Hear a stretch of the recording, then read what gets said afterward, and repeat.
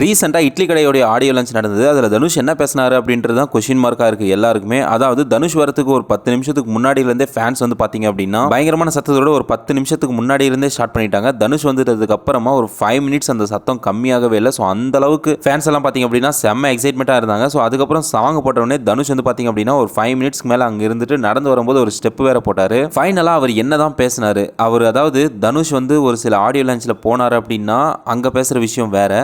But அவருடைய படத்துடைய audio லான்ச்சில் பேசுகிற விஷயம் வேறு. அதை நான் ஏன் சொல்கிறேன்னு பார்த்தீங்க அப்படின்னா, அதாவது தன்னுடைய பர்சனல் விஷயமா இருந்தாலும் சரி, இல்லை வந்து இப்போ ஃபேஸ் பண்ணிட்டு இருக்கிற இஷ்யூஸை வந்து அவர் எப்படி பார்க்குறாரு அப்படின்றதும் சரி, இல்லை ஃபேன்ஸுக்கு ஒரு சில அட்வைஸும் சரி, இல்லை இந்த நாட்டுக்கு ஒரு சில நன்மைகள் செய்யறதுக்கான ஒரு சில வேர்ட்ஸ் எல்லாம் வந்து சொல்லுவார். அதனாலே பார்த்தீங்க அப்படின்னா ஒவ்வொரு ஆடியோ லான்ச்லையும் அவருடைய ஸ்பீச் இந்த தடவை என்ன தான் சொல்லியிருக்காரு அப்படின்றது வந்து மக்கள் மத்தியிலையும் ஃபேன்ஸ் மத்தியிலையும் செம்ம எதிர்பார்ப்பாக இருக்கும். அந்த மாதிரி தான் இந்த இட்லி கடை படத்தில் பார்த்தீங்க அப்படின்னா ஒரு சில சென்டிமெண்ட்டான விஷயத்தை வந்து பேசி ஃபேன்ஸை வந்து ரொம்பவே கண்கலங்க வச்சிருக்காரு. ஃபேன்ஸ் கண்கலங்கினதுக்கு காரணம் பார்த்தீங்க அப்படின்னா, துரோகத்தை பற்றி நீங்கள் என்ன நினைக்கிறீங்கன்னு சொல்லிட்டு ஆங்கர்ஸ் கேட்கும்போது பார்த்தீங்க அப்படின்னா, அது பழகிருச்சுங்க எனக்கு, அதெல்லாம் புதுசு இல்லை அப்படின்ற மாதிரி சொன்னார். ஸோ அந்த ஒரு மூமெண்ட்டில் வந்து ஃபேன்ஸ் எல்லாம் ரொம்பவே ஒரு மாதிரி ஆயிட்டாங்க. ஸோ அந்த ஆடியோ லான்ச்சில் தனுஷ் எல்லாம் பேசினார். ஸ்டெப் பை ஸ்டெப்பாக எல்லாமே ஒன்றா பார்க்கலாம். ஃபர்ஸ்ட் வந்து பார்த்தீங்க அப்படின்னா, நான் ராஜ்குமார் சாருக்கு வந்து ரொம்ப நன்றி தெரிவிச்சிருக்கேன். ஏன்னா என் ஃபேமிலி வந்து அவருக்கு ரொம்பவே நன்றி கடன் பட்டிருக்கு அப்படின்ற மாதிரி ரொம்பவே சென்டிமெண்ட்டாக ராஜ்குமார் சாரை பற்றி சொன்னார். நெக்ஸ்ட் சத்யராஜ் சார் கிட்ட ரொம்ப வருஷமாக நான் நடிக்கணும் அப்படின்னு சொல்லிட்டு நான் ட்ரை பண்ணிட்டு இருந்தேன். ஸோ இப்போ தான் இந்த படத்து மூலியமாக நடித்ததுக்கு ஒரு சான்ஸ் கிடைச்சது.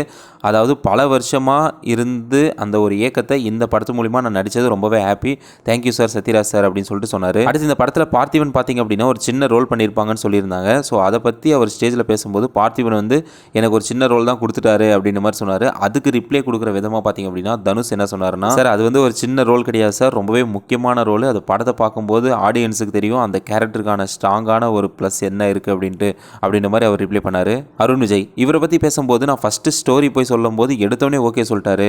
ஸோ செம்ம ஹாப்பி. அது வேறு இல்லாமல் ஒரு சில ஃபைட் சீன்லலாம் அவரை பஞ்ச் பண்ணும்போது பிளட்டே வந்துருச்சு. உடனே அந்த ஒரு பஞ்சை வச்சுட்டு சும்மா தொடச்சிட்டு ஐஸ் கட்டி வச்சுட்டு ஒத்தனம் கொடுத்துட்டு வந்துருவார். ஸோ அந்த அளவுக்கு டெடிகேட்டடாக அருண் விஜய் வந்து இந்த படத்தில் ஒர்க் பண்ணியிருக்காரு அப்படின்ற மாதிரி அருண் விஜய் சாரை பற்றி ரொம்பவே பெருமையாக சொன்னார். நித்யா மேனன் இவங்களுக்கு ஆக்சுவலாக நடிக்கிறதுல இன்ட்ரெஸ்ட் இல்லைன்னு சொல்லிகிட்டே இருப்பாங்க. பட் ஆனால் நடிப்புக்கு ஒரு அடையாளமே இவங்க தான். ஸோ அந்த அளவுக்கு பயங்கரமாக நடிக்கிறாங்க.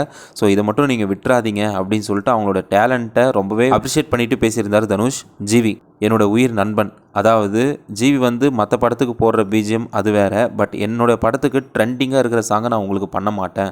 ஸோ உங்களுக்கு வந்து அந்த தாரத்தப்பட்ட அந்த ஒரு பழங்காலத்து அந்த கலைகளை ஞாபகப்படுத்துகிற விதமாக தான் நான் உங்களுக்கு பண்ணுவேன்னு சொல்லிட்டு ஒரு சில சாங்கை இந்த படத்தில் பண்ணியிருக்காரு. வேறு லெவலில் இருக்குது. இந்த மாதிரி ஜிவியை பற்றி அவர் பயங்கரமாக சொன்னார். ஸோ குவாலிட்டியான ஒரு சாங்ஸை வந்து அவர் எனக்கு கொடுப்பாரு அப்படின்றதுல நான் என்றைக்குமே சந்தேகப்பட்டதில்லை.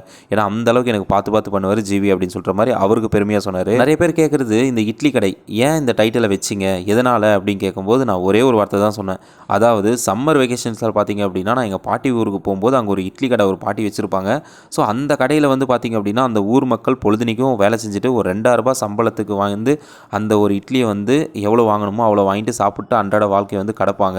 ஸோ அதை பார்க்கும்போது நம்ம ஏன் இதை வந்து ஒரு ஸ்டோரியாக பண்ணக்கூடாதுன்னு சொல்லிட்டு அந்த ஒரு லைனை வச்சுட்டு டெவலப் பண்ணது தான் பார்த்திங்க அப்படின்னா இந்த இட்லி கடை. ஸோ அதனால் வந்து பெரிய பெரிய படங்களுக்கு அந்த படத்துக்கு வந்து பயங்கரமான டைட்டில் வைக்கணும் அப்படி இப்படின்னு சொல்லிட்டு எதிர்பார்ப்பாங்க.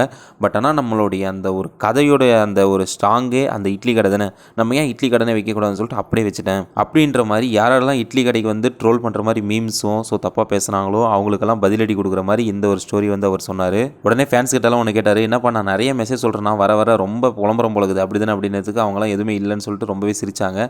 ஸோ அதை வந்து அப்படிலாம் நினச்சிக்காதீங்க அப்படின்ற மாதிரி பயங்கரமாக பேசினார். தென் அங்கே இருக்கிற ஆங்கர்ஸ் வந்து பார்த்தீங்க அப்படின்னா அந்த மாலை ஏன் போட்டிருக்கீங்க, உங்களை பார்த்து தான் இப்போ இருக்கிற யங்ஸ்டர்ஸ் எல்லாம் பார்த்தீங்க அப்படின்னா அந்த மாலை போட ஆரம்பிச்சிருக்காங்க.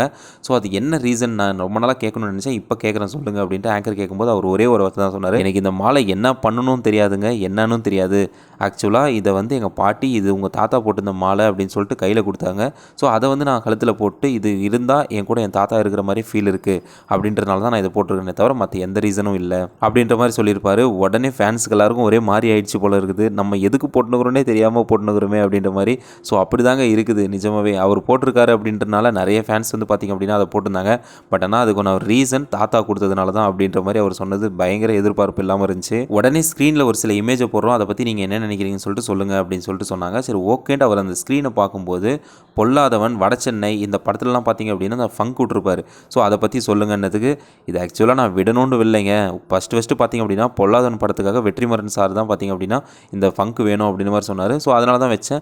இப்போ கூட ஒன்றும் பிரச்சனை இல்லை, ஃபேன்ஸ் சொன்னாங்கன்னா வச்சுக்கலாம் அப்படின்ற மாதிரி ஃபேன்ஸை ரொம்பவே ரொம்பவே உற்சாகம் பண்ணுற மாதிரி ஒரு சில வேர்டெல்லாம் பேசினார். தனுஷ் அப்படின்னவொடனே உங்களுக்கு ஞாபகம் வருது என்னன்னு சொல்லிட்டு ஆங்கர் கேட்கும்போது, தனுஷ் அப்படின்னாவே நான் வந்து இதை பண்ணிட்டேன் அதை பண்ணிட்டேன், அவ்வளோ இட்டு கொடுத்தேன் இவ்வளோ இட்டு கொடுத்தேன், அவ்வளோ கலெக்ஷன் பண்ணேன், அதெல்லாம் எனக்கு எதுவுமே இல்லைங்க. நான் தகப்பன் அப்படின்ற ஒரு முறையில் வந்து நான் வந்து கரெக்டாக நடந்துட்டு இருக்கேன். ஸோ அதுதான் எனக்கு ஹாப்பி அப்படின்ற மாதிரி சொன்னார். ஒரு பயோபிக் எடுக்கணும்னா நீங்கள் எதை எடுப்பீங்கன்னு சொல்லிட்டு ஆங்கர் கேட்கும்போது, தனுஷ் வந்து யோசிக்கிற செகண்டில் ஃபேன்ஸ் எல்லாம் கத்துனது வடச்சென்னை 2ங்க. ஸோ அதுக்கு அவர் ஆன்சர் பண்ணது என்னன்னா, இது கூட வடச்சென்னை 2 தான் சொல்லுவீங்களா, ஏங்க ஒரு பயோபிக் எடுக்கணும்னு கேட்குறாங்க, அது கூட வடச்சென்னையா அப்படின்ற மாதிரி ரொம்பவே அவர் ஹாப்பியானார்.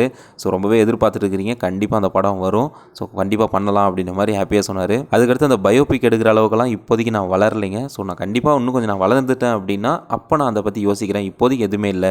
ஸோ இந்த இட்லி கடை படம் நல்லா சக்ஸஸ்ஃபுல்லாக வெற்றி ஆகணும் அப்படின்றது தான் இப்போ என்னுடைய தாட்டு அப்படின்ற மாதிரி சொன்னார். ரீசெண்டாக ஒரு ஆடியோ லஞ்சில் பார்த்திங்க அப்படின்னா தனுஷ் கோவமாக உட்காந்துக்கிற மாதிரி ஒரு இமேஜை வச்சுட்டு நிறைய ட்ரோல் பண்ணிட்டு இருந்தாங்க. ஸோ இதுக்கு என்ன ரீசனாக இருக்கும், யாரை பார்த்து முறைக்கிறாங்க, எதுக்காக முறைக்கிறாங்க அப்படின்னு நிறைய கொஸ்டின் இருந்தது.